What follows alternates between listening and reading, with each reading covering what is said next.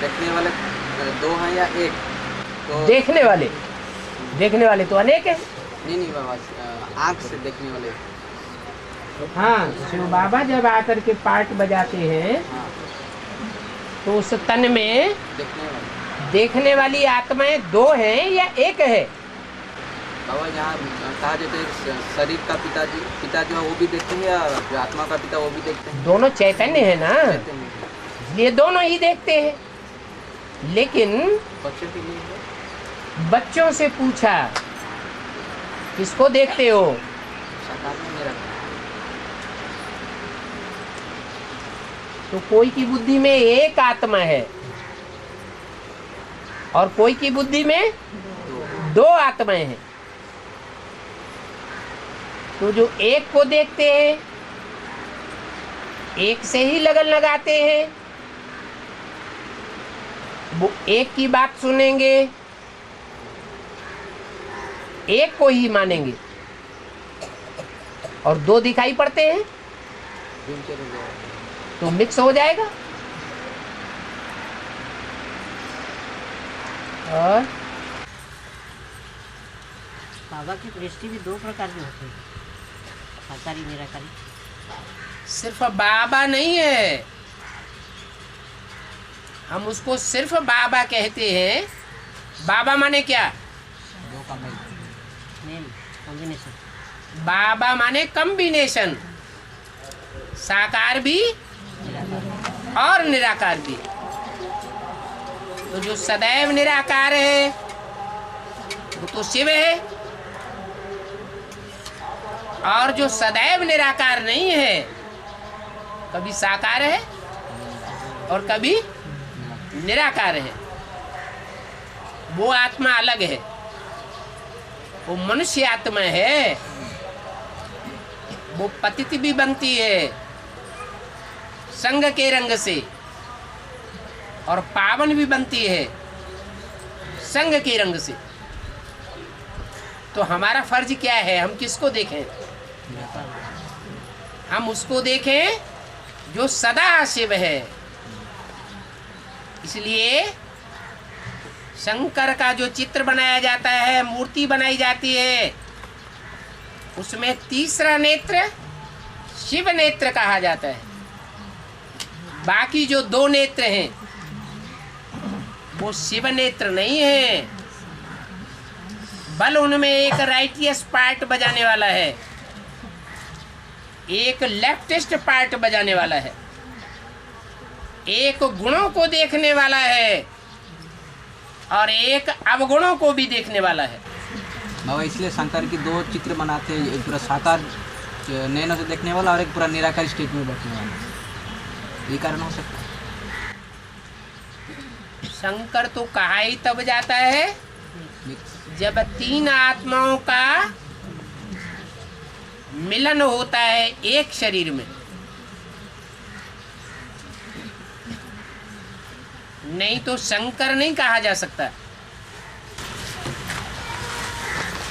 और आप बोलते हैं शिव शक्ति के बिना अधूरा है और शक्ति शिव के बिना, तो जब स्वयं शिव ही सर्वशक्तिमान है तो फिर उसको शक्ति का क्या है?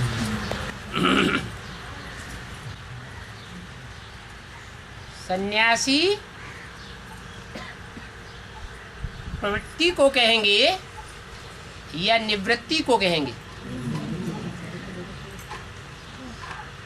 द्वापर युग से जितने भी आए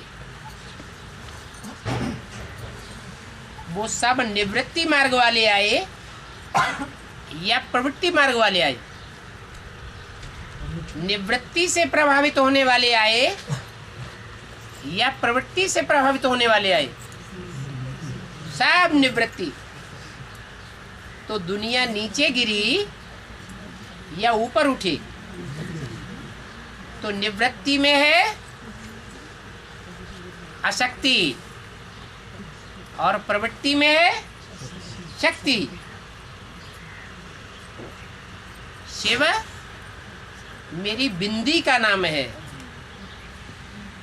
और वो बिंदु परम धाम में है, निराकारी लोक में है तो जड़वत है या चैतन्य है? तो शक्ति है। कब आएगी शक्ति? तो आता है। जिस साकार में आता है तो शक्ति कहा जाता है। साकार भी चाहिए और निराकार भी चाहिए। दादा कहीं पे शक्ति को माता कन्या के बारे में बताया। शिव ज्योति बिंदु परम धाम से आता है तो किसमें प्रवेश करता है? मनुष्य सृष्टि का बाप में। कोई भी प्रवृत्ति एक के द्वारा नहीं होती है, दो चाहिए। ये नहीं कहा जाता कि बच्चों को पैदा करने में एक बाप ही निमित्त है। बच्चों को पैदा करने में माँ भी है और साथ में बाप भी है, दोनों ही निमित्त हैं। ये भी नहीं कह सकते एक पहले है और एक बाद में है, नहीं, दोनों का साथ साथ होना जरूरी है। नहीं तो सृष्टि नहीं हो सकती। इसलिए वो शिव बाप जब आते हैं तो जो सृष्टि की माता है और जो सृष्टि का पिता है, दोनों में साथ साथ प्रवेश करते हैं। एक में प्रवेश करते हैं, साबित करते हैं कि भक्ति का फाउंडेशन चाहिए। क्यों? क्योंकि भक्ति की होगी तो ज्ञान भी उठाएगा। अब व्यभिचारी भक्ति की होगी तो अब व्यभिचारी ज्ञान उठाएगा। व्यभिचारी भक्ति की होगी तो व्यभिचारी ज्ञान उठाएगा। ज्ञान का कनेक्शन भक्ति से है तो माता में भी प्रवेश होता है और साथ साथ बाप में भी प्रवेश होता है। कब? जब माता साक्षात्कारों को सुनाती है ना, तो सुनाने वाली माता सुनाती है, वो है ही सुनने सुनाने वाली। और जो सुनाती है, जिसको सुनाती है, वो सुनने के साथ साथ समझ सकता है या नहीं समझ सकता है? तो सुनने के साथ ही साथ समझने का भी फाउंडेशन पड़ता है। सुनने को कहा जाता है भक्ति और समझने को कहा जाता है ज्ञान। बुद्धि का तीसरा नेत्र, तो दोनों का ही फाउंडेशन पड़ता है। ज्ञान का जो बीज है वो किस में पड़ा? पहले जगत माता में पड़ा या जगत पिता में पड़ा है?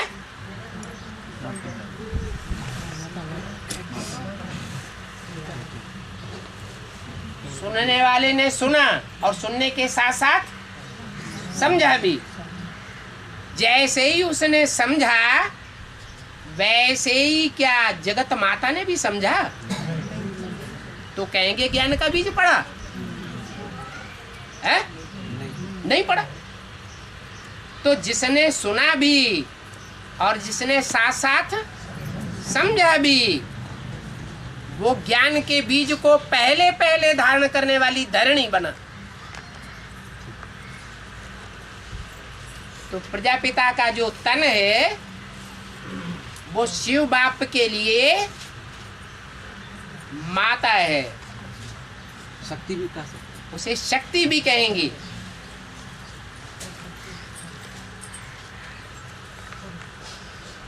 शिव और शक्ति दोनों मिलकर के कार्य करते हैं। बाबा वही तो आदम और हवा हुए थे। नहीं, वो साकार। आदम आदि को कहा जाता है,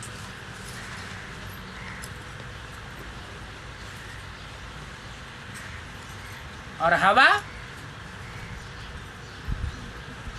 उसका हवा नाम रख गया, हवा बीवी नाम रख दिया। तो वो रचना है या रचयिता है? तो एक ही थोड़े हुए, आदम हवा अलग अलग हो गए। बाकी बोला है तुम सब पार्वतियां हो। क्या? तो सिर्फ माताओं कन्याओं को ही बोला है या भाइयों को भी बोला है? कन्याओं को या जो सृष्टि के आदि में जो माताएं या कन्याएं बनेंगे उन्हीं के लिए बनेंगे आदि में। अरे पार लगाने वाले तुम सब हो, या कोई कोई नहीं है जो बाप के सन्मुख बैठते हैं? सब जो भी बाप के सन्मुख हैं वो सब पार लगाने वाले बनते हैं, कोई आदि में और कोई अंत में। इसलिए शिव बाप ने जब ब्रह्मा के तन से बोला तुम सब पार्वतियां हो, तो उसमें इमर्ज होने वाली राम की आत्मा आती है या नहीं आती है? है? वो भी है, पार्वती है। बिना उस साकार का आधार लिए पार लगाने का काम नहीं हो सकता। तो शिव भी है और शक्ति भी है, दोनों का कॉम्बिनेशन है। बिना माता के परिवार की पालना हो सकती है क्या? है? नहीं हो सकती। इतना बड़ा परिवार यज्ञ के आदि में भी था, और अभी इतना बड़ा परिवार एडवांस में भी है। माता तो साकार में नहीं दिखाई देती, दिखाई देती है? नहीं दिखाई देती। फिर पालना कैसे हो रही है?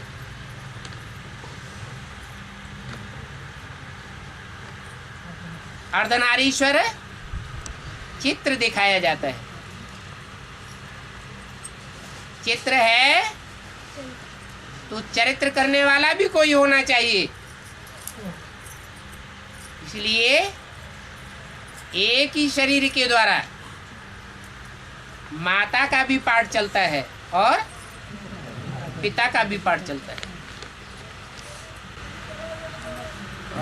बाबा मुरली में कहा गया है कि ब्रह्मा विष्णु शंकर को भी संघ का रंग लगता है। तो अभी अगर शंकर कहा जाए तो प्रजापिता वाली आत्मा, तो अगर पूछा जाए प्रजापिता वाली आत्मा को आत्मिक स्थिति में टिकने के लिए कितना समय लगता है? वो कुछ समय लगता है या एक सेकंड में ही उनका लग जाता है? 500-700 करोड़ मनुष्य आत्माएं हैं, और जब तक सारी सृष्टि का, मनुष्य सृष्टि का विनाश होता है तब तक, माने अंत तक, कल्पांत के अंतिम क्षणों तक आत्माएं नंबरवार भगवान बाप को याद करती हैं या नहीं करती हैं? उन्हें याद करने वालों में याद की शक्ति को सबसे जास्ती खींचने वाली आत्मा कौन? प्रजापति आत्मा। तो जो सबसे जास्ती आत्मिक शक्ति को खींचने वाली आत्मा है, रूहानी शक्ति को खींचने वाली आत्मा है, वो सृष्टि रूपी रंगमंच पर 5000 वर्ष उस शक्ति को धारण करके रहेगी या पहले ही खलास हो जाएगी? रहेगी। तो वो ही एक आत्मा निमित्त है कि जब सब डिस्चार्ज होता आती हैं बैटरीज, तब अंत में शिव बाप उसमें प्रवेश करता है। इस सृष्टि में से रूहानियत का लोप नहीं होता।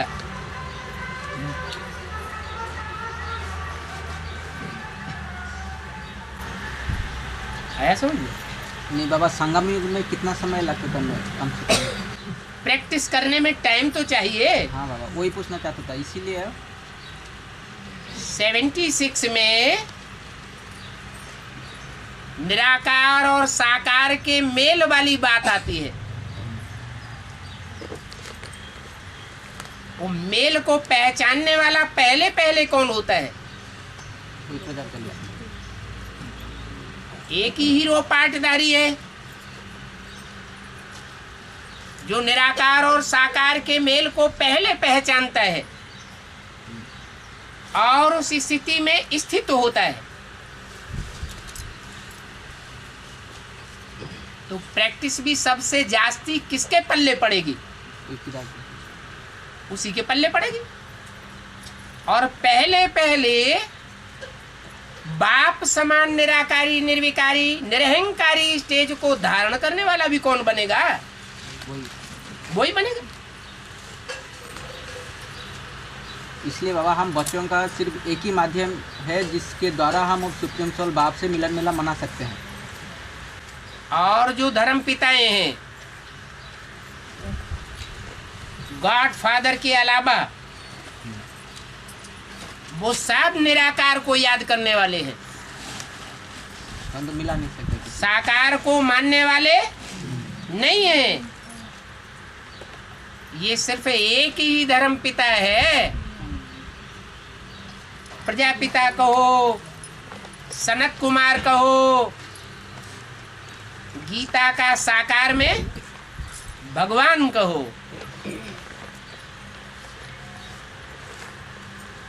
जो निराकार और साकार के मेल को गॉड फादर के रूप में पहचानता है। और कोई भी धर्म पिता इस रूप में न पहचानते हैं, न मानते हैं और न याद करते हैं। तो अंतर तो पड़ेगा। और वाणी ने बोला कि इनकी उतरने की गति सबसे क्षिप्र है। इनकी उतरने की गति सबसे क्षिप्र है। किनकी? इनके माने एक है या अनेक हैं? नहीं, इनके सबसे पहले लागू होता है ब्रह्मा के लिए। इनके कहते हैं तो किसकी तरफ इशारा होता है? ब्रह्मा के पास। ब्रह्मा दुनिया का बड़े से बड़ा धर्मगुरु कौन? तो जो भी धर्मगुरु हैं, देहधारी मनुष्य गुरु हैं, वो सबसे जास्ती नीचे गिरते हैं कि उनके फॉलोअर्स ज्यादा नीचे गिरते हैं। धर्म पिता ही ज़्यादा गिरते। क्यों? दुर्गति का वही निमित्त बनता है। हाँ, वो स्वयं ही नीचे नहीं गिरते हैं, लेकिन जानबूझ करके दूसरों को भी गिराने के निमित्त बनते हैं।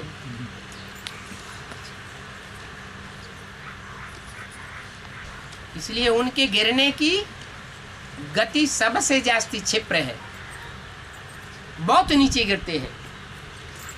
और जो जितना तीव्र गति से नीचे गिरता है, फिर उसी स्पीड के ऊपर।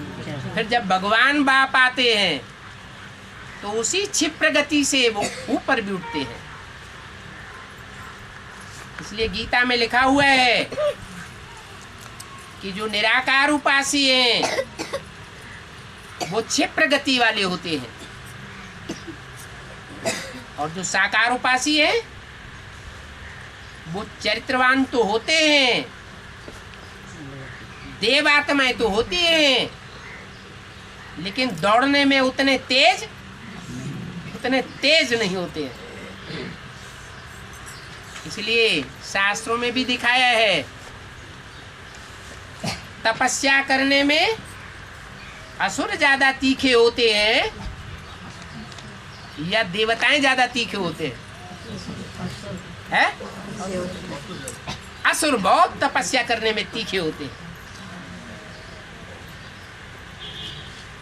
तपस्या करना उसका अर्थ बताया है, आत्मिक स्थिति में रहना माना तपस्या करना।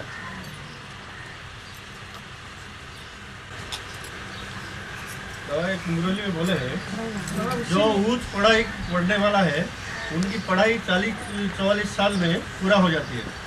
मैंने 2016-20 तक पढ़ाई खत्म हो जाएगी। क्या? 2016 और 20, 16 से 20 तक पढ़ाई खत्म हो जाएगी। तो बाकी सब क्या करेंगे? पढ़ाई नहीं पढ़ेंगे।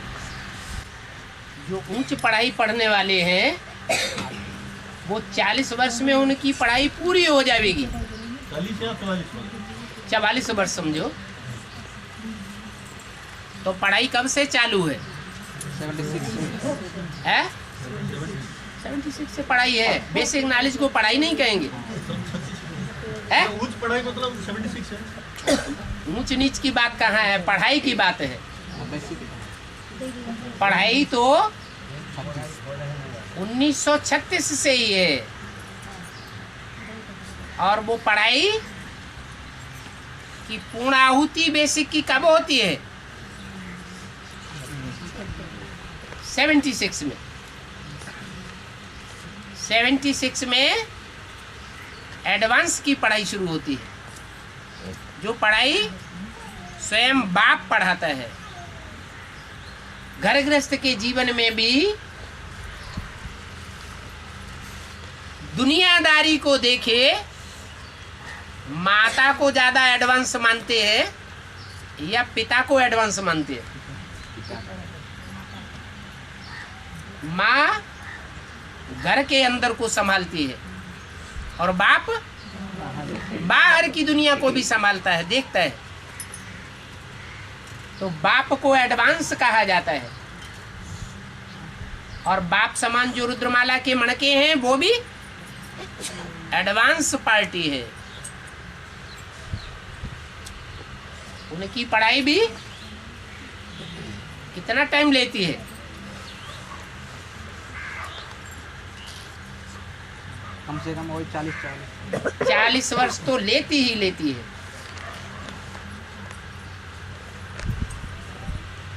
25 और 15 40 साल पूरे होते हैं। बाप की पूरी पहचान हुई, पक्का निश्चय हो गया, माया फिर कभी हिला न सके, तो समझो पढ़ाई पूरी हो गई। 16-20 लिख बोले है 2016 या 20, वही 18-20 वही एक ही बात। दोनों डेट बताए। हाँ जी। बाबा अभी बोले असुर ज्यादा तपस्या करते हैं। तपस्या करने में तीखे होते हैं, उनकी आत्मा ज्यादा पावरफुल होती है, बैटरी उनकी बड़ी होती है। देवताएं तपस्या नहीं पहले जन्म असुर लेते हैं या पहले जन्म देवता लेते हैं? असुर पहले प्रत्यक्ष हो जाते हैं, देवताएं पहले नहीं प्रत्यक्षता रूपी जन्म लेते हैं। तो जो बड़ा बच्चा होता है उसमें ताकत जास्ती होती है, लेकिन माँ बाप सपोर्ट कौन से बच्चे को करते हैं? छोटे बच्चे को सपोर्ट देते हैं। बाप इसलिए सपोर्ट देता है कि वो बाप दे अभिमानी होता है कि बड़ा बच्चा बड़े होकर के हमारी परवरिश करेगा, और ये बेहद का बाप इसकी परवाह नहीं करता कि बच्चा हमारी परवरिश करेगा या नहीं करेगा। और बाबा एक बात का कंफ्यूजन अभी है मेरा। बाबा देवता हरदम कमजोर रहेंगे। बाबा क्लास में आने का पहले बाबा ने बोला वाइब्रेशन की सेवा पहले होती है, वाइब्रेशन की सेवा पहले होती है। क्लास में आने के पहले अगर हम बातचीत करने के बजाय याद में बैठे रहें और उस प्रजापिता का थ्रू ही हम उस सुप्रीम सोल बाप से मिला मिलना मना रहे हैं, और कुछ समय तो अभी भी हम बच्चों के मुकाबले स्पीड तो है प्रजापिता आत्मा का उस निराकार स्टेज में पहुंचने के लिए। अगर उसको सहयोग अगर दे याद के बल पर, हम याद के वाइब्रेशन बना के उस प्रजापिता आत्मा को सहयोग दे, ये सही है या गलत है? नहीं, गलत कौन बताएगा? लेकिन प्रैक्टिस तो अपनी अपनी है ना, और वो प्रैक्टिस का फाउंडेशन तो जब बेसिक में आए थे शुरू में या एडवांस में आए थे शुरू में, तो जिसका जैसा फाउंडेशन पड़ गया वैसी ही चाल अंत तक रहती है। मकान का फाउंडेशन पक्का होगा तो बिल्डिंग बहुत ऊंची बनाई जा सकती है, और जिनका फाउंडेशन ही कच्चा हो गया, शुरुआत में उन्होंने ध्यान ही नहीं दिया आत्मिक स्थिति की प्रैक्टिस पर, जो पहली पढ़ाई है, तो कच्चे रह जाते हैं, फिर प्रैक्टिस भी कच्ची बनी रहती है। बाबा मुरली में बताया गया उस भाई को मौका दो। बाबा देवता हरदम कमजोर रहेंगे क्या? है देवता हरदम कमजोर रहेंगे। बाप आता है तो बाप देव आत्माओं को सपोर्ट देता है या आसुरी आत्माओं को सपोर्ट देता है? तो ये प्रश्न तुम्हारा बेकार हो जाता है। बाबा मुरली में बताया गया कि त्रिमूर्ति में ब्रह्मा को दिखाया, विष्णु को दिखाया और शंकर को दिखाया, परंतु बाबा को दिखाया नहीं। तो बाबा को किस तरह दिखाया जाएगा? क्योंकि बाबा का तो इन तीनों में से एक शरीर तो बाबा का साकार शरीर है, तो किस तरह बाबा को दिखाया जा सकता था? बाबा माने क्या? साकार और निराकार। और मूर्ति माने क्या? साकार शरीर। मूर्ति माने मूर्त, मूर्त माने ही उसमें चैतन्य नहीं है, और है भी तो पत्थर बुद्धि है, होना ना होना बराबर है। तो तीन मूर्तियां हैं, मूर्ति को बाबा नहीं कहेंगे। बाबा कब कहेंगे? जब मूर्ति में चैतन्य वो सदैव चैतन्य रहने वाला प्रवेश हो, तब कहेंगे हमारा बाबा है। तो बाबा त्रिमूर्ति में चित्र में बाबा को कैसे दिखाया जाएंगे? अगर वो तीसरा नेत्र चित्रकार अगर चित्रित कर दे तो ये समझाने के आधार पर समझा जा सकता है। तो तीसरा नेत्र क्या तीनों में दिखाया जाता है? नहीं, शंकर में त्रिमूर्ति के चित्र में नहीं है। अगर वो दिखाया जाए तो असल में हो सकता है। इसलिए नहीं दिखाया गया कि जिस समय वो चित्र बनाया गया उस समय तक तीसरा नेत्र सदैव के लिए खड़ा हुआ निश्चय बुद्धि नहीं है, इसलिए नहीं दिखाया गया। इसलिए बोला ये तीन मूर्तियों का चित्र वास्तव में यथार्थ नहीं है। तुम बच्चों को त्रिमूर्ति का यथार्थ चित्र बनाना चाहिए।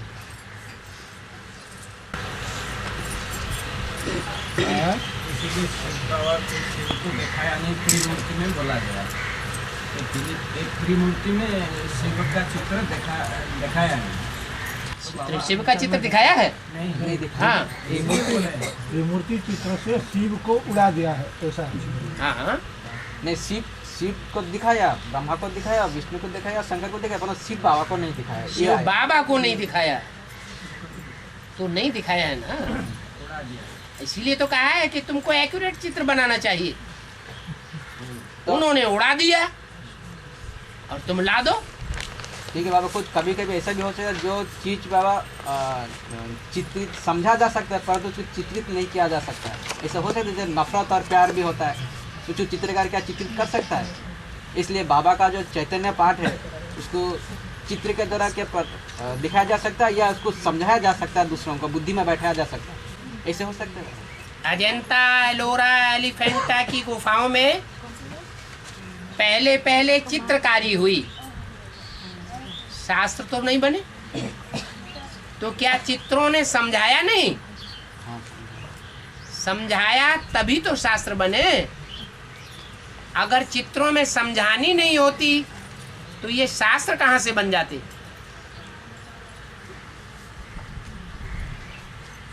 तो जड़ चित्रों में भी समझानी होती है, लेकिन अगर चैतन्य चित्र हो फिर तो समझाने की भी दरकार नहीं है। हाँ बाबा, वही चैतन्य चित्र को बुद्धि में बैठाना है हम लोग। इसलिए बोला तुम बच्चों को प्रदर्शनी तैयार करनी चाहिए।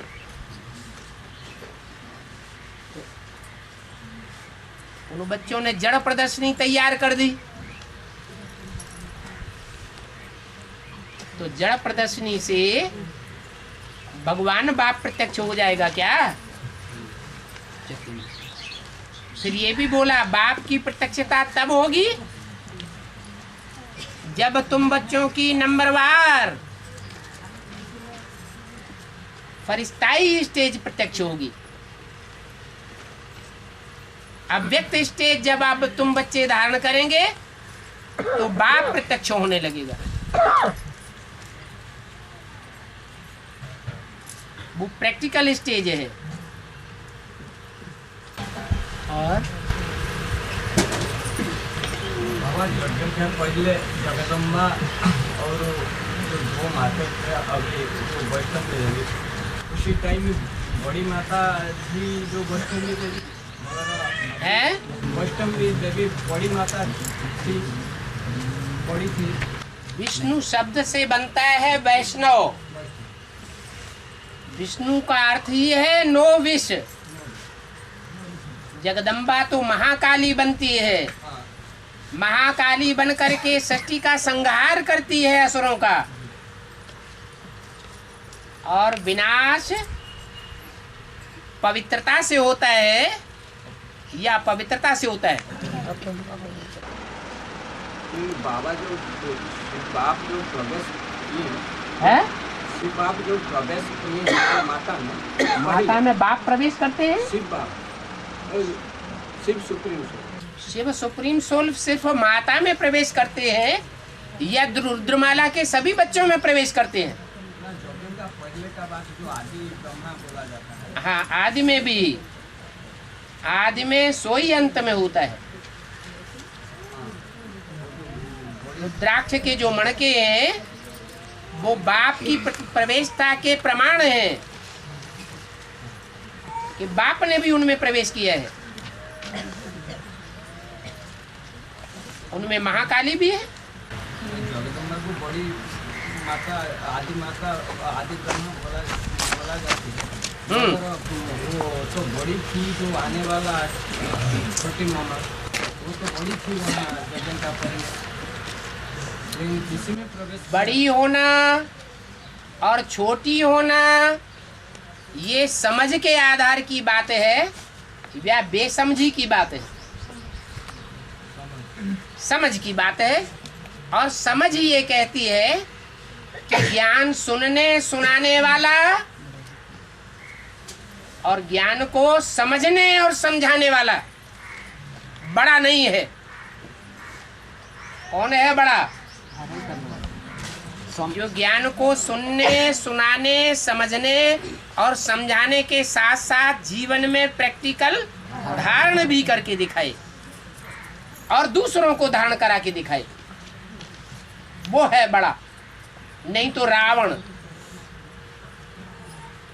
इसलिए रावण को 10 सिर दिखाए जाते हैं, 5 माया के सिर हैं, काम क्रोध लोभ मोह अहंकार। और 5 प्रकृति रूपी माता के सिर हैं। कौन कौन से? पृथ्वी, जल, वायु, अग्नि। ये 5 जड़ तत्व हैं। ये माया के रूप नहीं है। काहे के रूप है? प्रकृति माता के रूप है। प्रकृति जड़त्वमयी है। ये 5 रूप जो है उनको देवता भी कहा जाता है। वायु देवता, अग्नि देवता कहा जाता है ना। कहते हैं कि रावण ने इन 5 तत्व रूपी देवताओं को अपनी पाटी से बांध रखा था। तो अष्टदेव में आने से पहले क्या रावण का सिर थे क्या? अंतिम जन्म में नीचे नहीं करते हैं तो रावण उनको दास दासी बना के नहीं रखेगा। तो बाबा बेसी की दुनिया में ऐसे ही उनका पाठ होगा निश्चित तबका का। हाँ जी, पूर्व जन्म की बात हो सकती है बाबा ये। हाँ जी।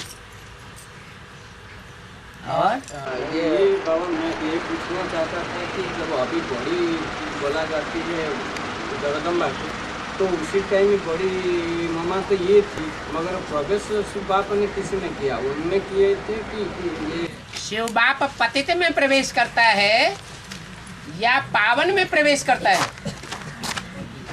है? तो जो सब धर्मों की अम्मा है, सब धर्मों के बच्चों को अपनी गोद में पालती है, उसको ज्यादा पतन का रंग लगेगा या जो सिर्फ स्वधर्म में रहती है और जन्म जन्मांतर पति पत्नी के रूप में एक के साथ संसर्ग संपर्क में रहती है, वो ज्यादा पतित बनेगी। तो जो ज्यादा पतित बनती है वही जगदम्बा है, वही महाकाली का पाठ बजाती है। बाबा मुरली में बताया गया अर्जुन जैसे गृहस्थी को गीता का ज्ञान दिया गया था, भगवान ने गीता ज्ञान दिए थे। तो जब स्वर्ग आरोहण हो रहा था तो अर्जुन पांडव गल में रहते, तब स्व शरीर से युधिष्ठिर ही स्वर्ग को गया थे, अर्जुन में नीचे गिर गए थे। बाबा क्यों? जबकि गीता ज्ञान अर्जुन को मिला था, इसका क्या कारण है? ये तो पर्सनिफिकेशन किया हुआ है, स्टेज बाबा हो सकता है। लेकिन ये बोला हुआ है मुरली में कि दुनिया का ऐसा कोई पार्ट नहीं, दुनिया की ऐसी कोई बात नहीं जो तेरे पर लागू न होती हो। तो जिसको तेरा कह करके इंट्रोड्यूस किया वो कौन? रामबली आत्मा। वो युधिष्ठिर हो गई, अर्जुन भी वही हो गई, सब कुछ वही हो गई। ठीक है बाबा। तो बाबा एक पाठ का बारे में थोड़ा पूछना हूँ, जैसे चाणक्य का पाठ है, चाणक्य नीति अभी संस्थान में गाई जाती है, तो वो पाठ भी प्रजापिता का हो सकता है? क्योंकि पहले एक मुरली में बाबा ने बताए थे कि तुम प्रवृत्ति के बिना नहीं रह सकते, और इधर एक बाबा ने बोले कि ऐसा कोई पाठ नहीं जो तुझ पर लागू हो। तो ये बात भी हो सकता है ना, चाणक्य का पाठ उस समय? क्या बात? चाणक्य तो वो आजीवन ब्रह्मचारी थे, उन्होंने विवाह नहीं किया था।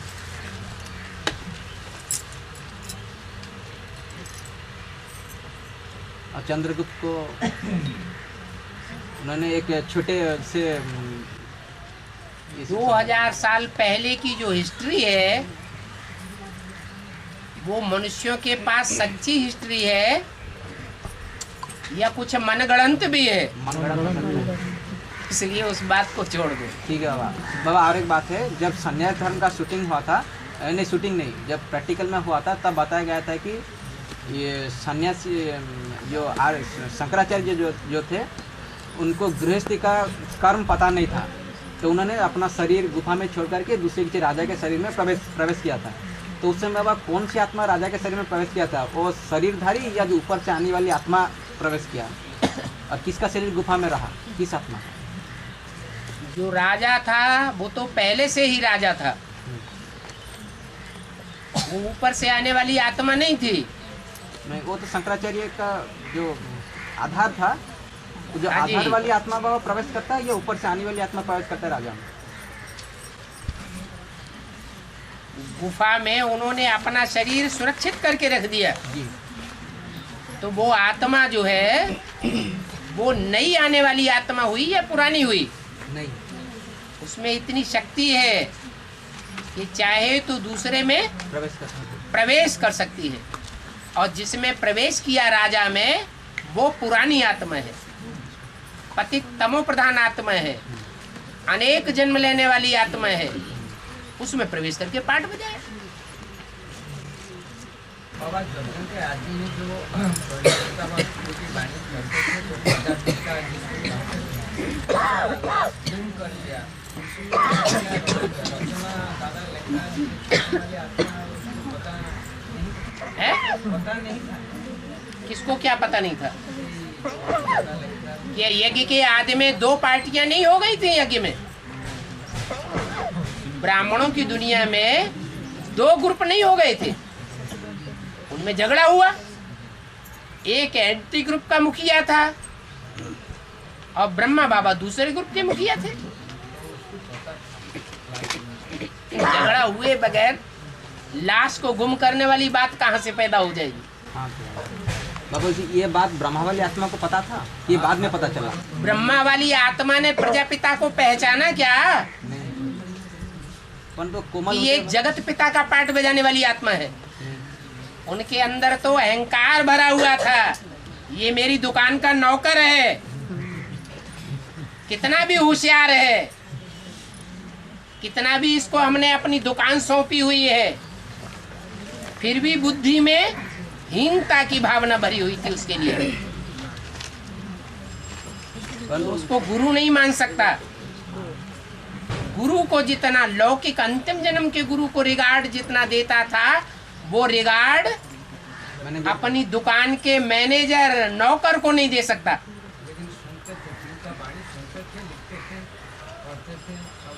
उनकी वाणी को सुना तब तो साक्षात्कारों पर विश्वास किया। बाबा उनको तो कहा गया वो कोमल हृदय वाली आत्मा है। ब्रह्मा को तो कहा गया कोमल हृदय वाली आत्मा है। वो किसी का ये मर्डर का उनका कैसे ये तो समझ में, तो ये क्रिश्चियन धर्म का हो जाता है, अंदर से एक बाहर से एक। ब्रह्मा का पार्ट क्राइस्ट के पार्ट से मेल नहीं खाता। क्राइस्ट और कृष्ण की राशि मिलाई जाती है। क्राइस्ट को भी कांटा लगाया गया और शास्त्रों में लिखा है कृष्ण के पांव में भी कांटा मारा गया। क्रिश्चियंस भी कौन सा जानवर है जिस जानवर को ज्यादा प्यार करते हैं मनुष्यों से ज्यादा? कुत्ता।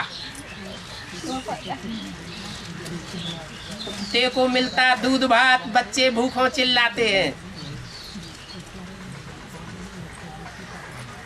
ये क्रिश्चियंस की करनी है। क्रिश्चियंस ने क्राइस्ट को फॉलो किया और क्राइस्ट का जीवन किसको फॉलो करता है? कृष्ण को फॉलो करता है। जैसे क्रिश्चियंस दिखावे वाले हैं और अंदर से क्रोध भरा रहता है, बाहर से बड़े साफ सुथरी बात करते हैं, ऐसे ही ब्रह्मा बाबा का एक प्रसंग मुरली में बताया। हिंदू महासभा का अध्यक्ष बाबा से मिलने आया। बाबा ने उसकी बहुत आओ भगत की। जब वो चला गया तो बच्चों से बोला, ये कोई आदि सनातन देवी देवता धर्म में थोड़ा ही आने वाला है।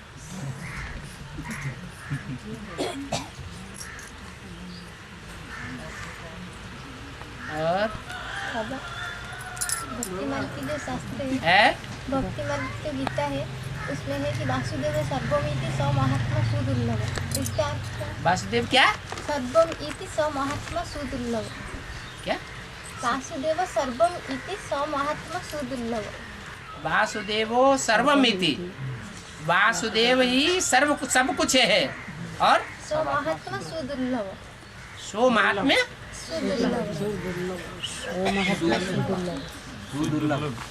और सर्वव्यापी है। नहीं, सो महात्मा सुदुर्लभ। सुदुर्लभ, ठीक तो है। इसका अर्थ क्या है? जो वासुदेव है, वसुदेव का पुत्र है, वो ही सब कुछ है। ऐसा महान आत्मा संसार में दुर्लभ है। गलत क्या है इसमें? वसुदेव, वसु माने धन संपत्ति, देव माने देने वाला।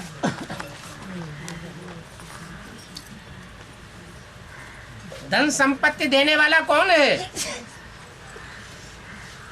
अरे शिव बाबा, वो हुआ वसुदेव, और उसका बच्चा हुआ वासुदेव।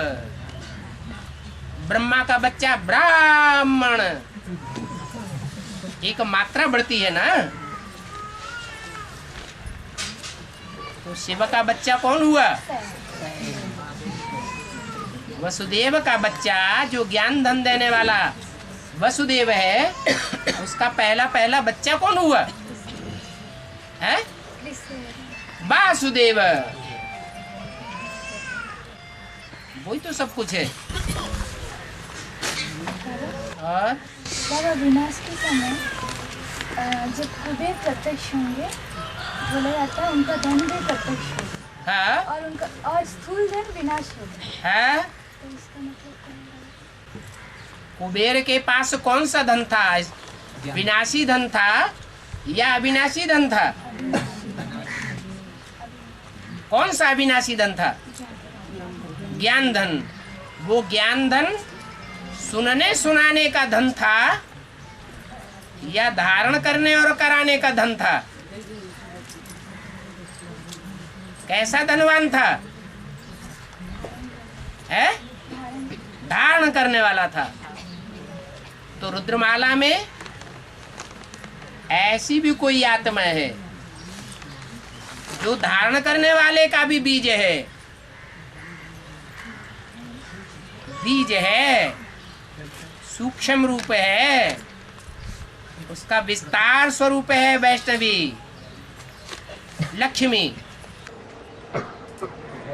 और बाबा, प्रतिनिधित्व और निमित्त में कुछ अंतर है? जैसे बाबा तो हर जगह नहीं हो सकते ज्ञान सुनाने में। अगर जैसे बाप का बच्चा बाप को प्रतिनिधित्व करता है, प्रसन्न चित्त, प्रतिनिधित्व, रिप्रेजेंट जैसे कहा जाता है, तो ये और निमित्त एक ही वाक्य है या इसका अलग अलग अर्थ हो जाता है? जैसे बाबा का प्रतिनिधित्व बन करके किसी को ज्ञान सुनाना या बाबा का निमित्त सेवा बन करके ज्ञान सुनाना, इसमें अलग अर्थ हो जा रहा है या एक ही अर्थ है? बाप बाप होता है, बच्चा बच्चा होता है, प्रिंसिपल का अपना होता है, अपनी स्टेज, और वाइस प्रिंसिपल वो अपनी स्टेज है।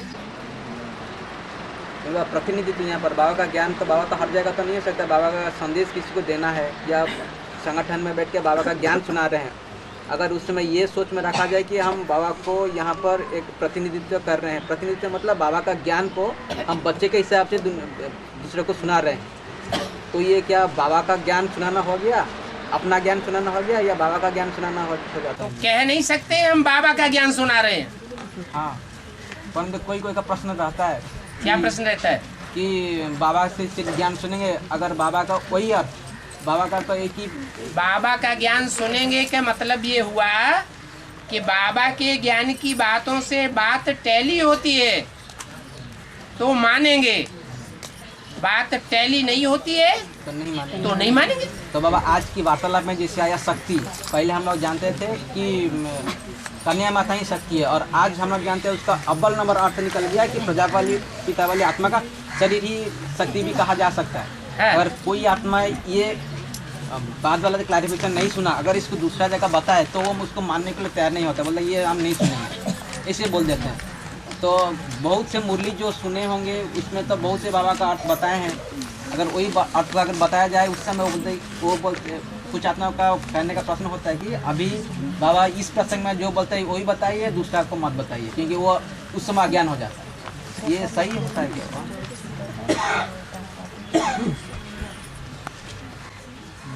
शिव और शंकर दोनों आत्माओं में फर्क है या नहीं है? दोनों आत्माओं में फर्क है। और शंकर और पार्वती दोनों आत्माओं में फर्क है या नहीं है? तो उनकी रचना में भी फर्क होगा या नहीं होगा?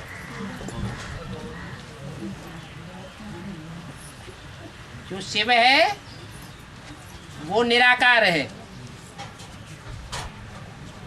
ऊंचते ऊंच धर्म पिता है, ऊंचते ऊंच बाप है। फिर उसकी रचना कौन है? अव्वल नंबर रचना कौन है? प्रजापिता। फिर दूसरे नंबर की रचना कौन है? है? हाँ, कह सकते हैं जगदम्बा। परंतु जगदम्बा डब्बा है या डब्बे के अंदर हीरा है? तो विशेषता किसकी हुई? है? हीरे की विशेषता हुई। हीरा कौन है? ब्रह्मा की सोल। तो दूसरे नंबर का जो धर्म पिता है, जो चंद्रवंश का मुखिया साबित होता है, वो निराकार को मानता है या साकार का भी फाउंडेशन डालता है? उसकी याद करने की विशेष विधि क्या है? जब तक जीवित रहा तब तक उसने सिर्फ निराकार बिंदु को याद किया या कोई साकार को भी माना? बिंदु। तो धर्म पिताओं के बीच में, मनुष्य धर्म पिताओं के बीच में ब्रह्मा हो गया सर्वोपरि मनुष्य गुरु। उसके बाद अगला मनुष्य गुरु कौन होता है? धर्म पिता के रूप में इब्राहिम, फिर बुद्ध है, फिर क्राइस्ट है। ये निराकार को मानने वालों की श्रेणी है।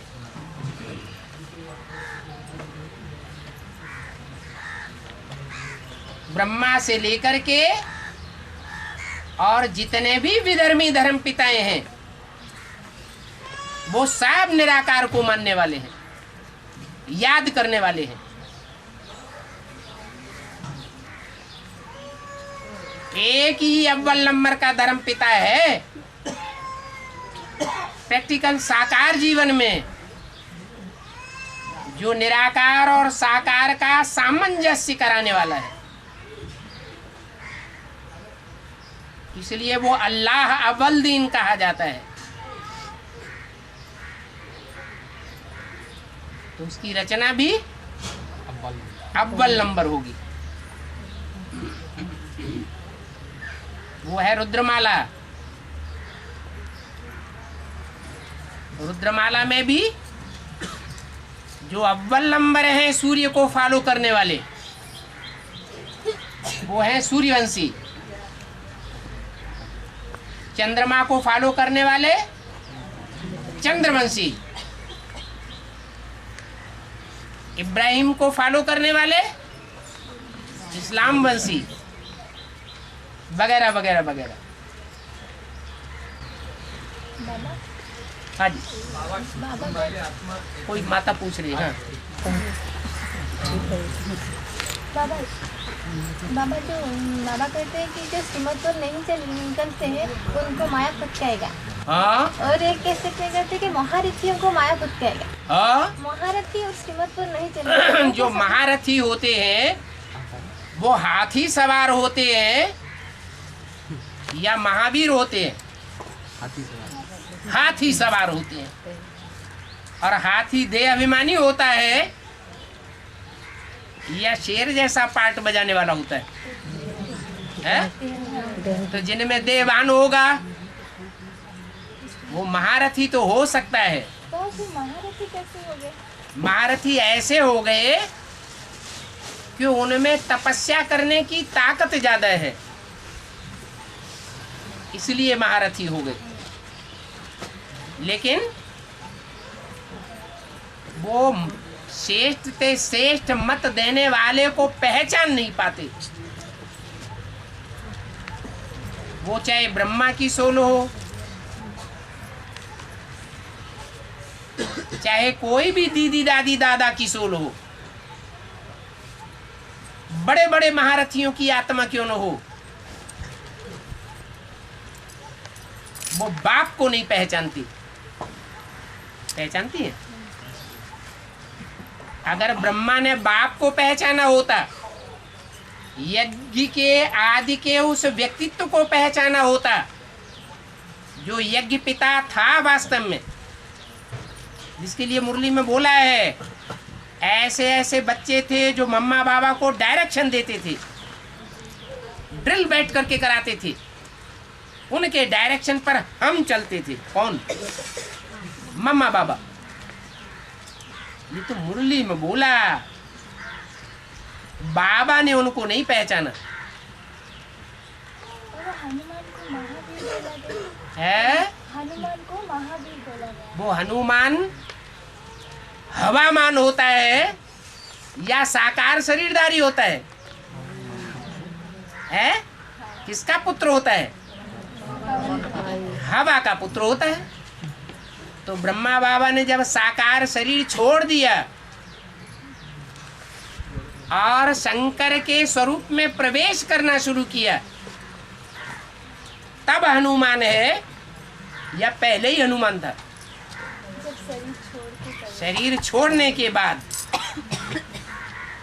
वो इंस्पिरेटिंग पार्टी का मुखिया साबित होता है। इंस्पिरेटिंग पार्टी की जो आत्माएं हैं वो इंस्पिरेट करती हैं, ऊंची स्टेज में ले जाती हैं। तो राम सीता को कंधे पर बिठाकर ऊंचे आकाश में कौन ले जाता था? इंस्पिरेटिंग पार्टी का मुखिया हनुमान ले जाता था। बाबा जो ज्यादा पाप करते हैं उनको सूक्ष्म शरीर मिलता है। ठीक है? कैसे? बाबा वो पिछले जन्म के एक की बात तो सुन लो।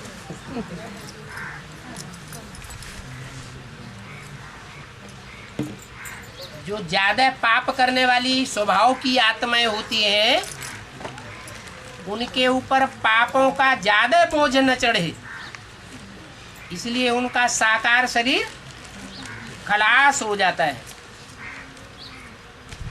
सूक्ष्म शरीर रह जाता है। और वो सूक्ष्म शरीर जिसमें प्रवेश करता है उसके द्वारा पाप पुण्य होता है। ब्रह्मा बाबा क्या ज्यादा पाप करते हैं? अव्वल नंबर का मनुष्य धर्मगुरु कौन साबित होता है? तो धर्मगुरु ज्यादा पाप नहीं करते हैं, है?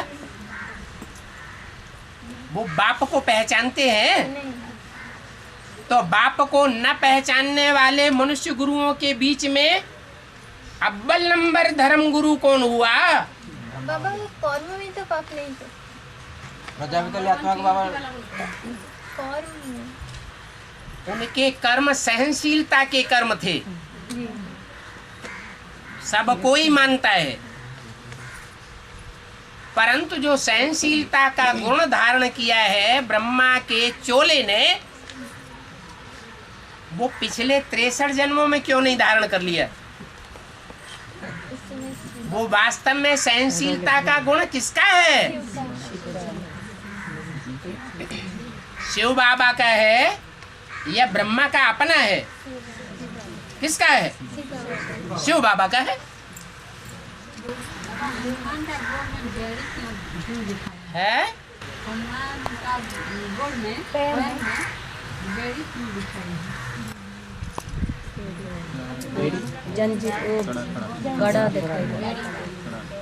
गड़ा पहना हुआ दिखाया हाँ, जितने भी कैदी होते हैं तो उनको बेड़ी डाली जाती है।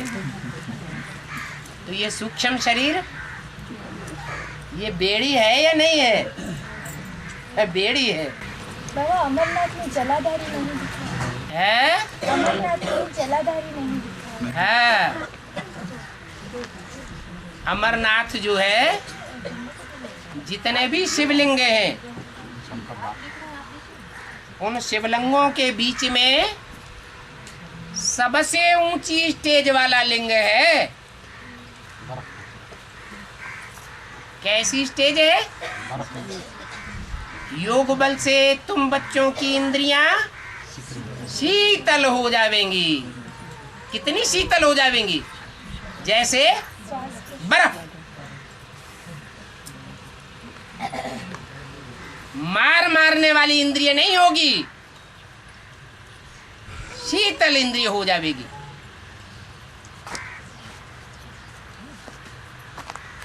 तो जब बाप शीतल तो उसका असर माँ के ऊपर नहीं होगा, है? होगा।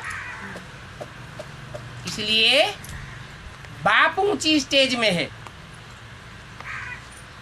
तो माता भी ऊंची स्टेज में होगी या गड्ढे के रूप में होगी? ऊंची स्टेज में होती है। वो गड्ढा भी नीचे खींचने वाला नहीं है, वो समान स्टेज में होता है। और बाबा योगी के आदि में खून से लिख कर देते हैं। बाबा वो स्थूल खून या संकल्प खून? स्थूल खून या संकल्प खून? यज्ञ के आदि में स्थूल ज्ञान था या सूक्ष्म ज्ञान था? स्थूल ज्ञान था, तो स्थूल खून से ही लिख के देते थे। और अभी निश्चय पत्र लिख करके देने से पहले संकल्पों का खून चलता है या नहीं चलता है? चलता है। अभी संकल्पों के खून से लिख कर दे रहे हैं।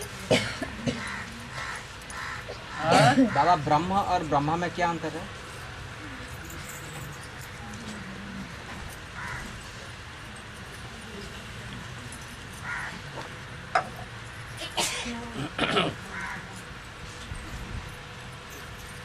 बाप पहले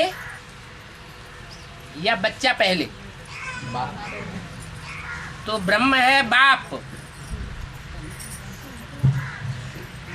जैसे ब्राह्मण किससे पैदा हुआ? ब्रह्मा। बच्चे के अर्थ में एक मात्रा बढ़ गई। ऐसे ही ब्रह्म है बाप। जितने भी जड़त्वमयी हैं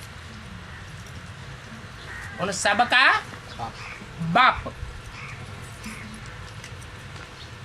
जो भी मनुष्य मात्र हैं उन मनुष्य मात्र में से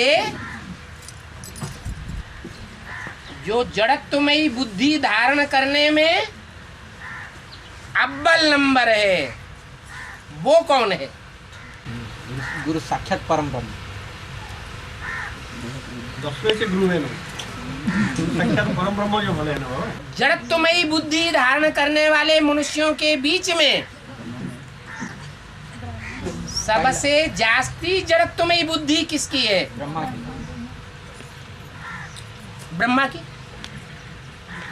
इतनी जड़त्वमयी बुद्धि है कि शास्त्रों में उसका नाम हिमालय दे दिया है।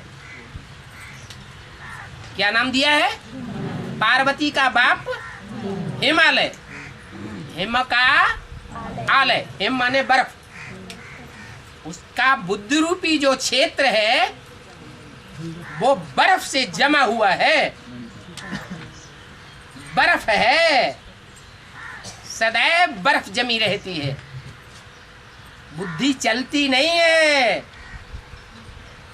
कितनी भी ज्ञान की मुरलियां बाप ने सुनाई, लेकिन बुद्धि जाम की जाम। इसलिए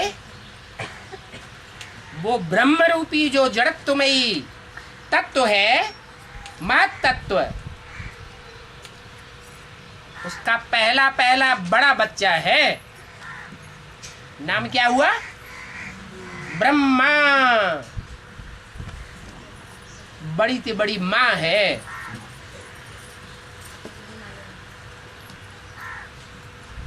उस ब्रह्मलोक में से भी आत्माएं निकलती हैं, और ये ब्रह्मा के बुद्ध रूपी पेट से भी ब्राह्मण पैदा होते हैं।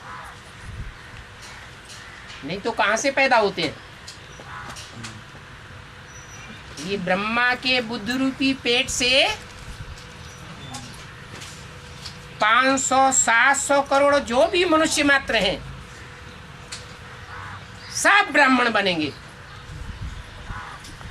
बाप को पहचानेंगे या नहीं पहचानेंगे? सब पहचानेंगे।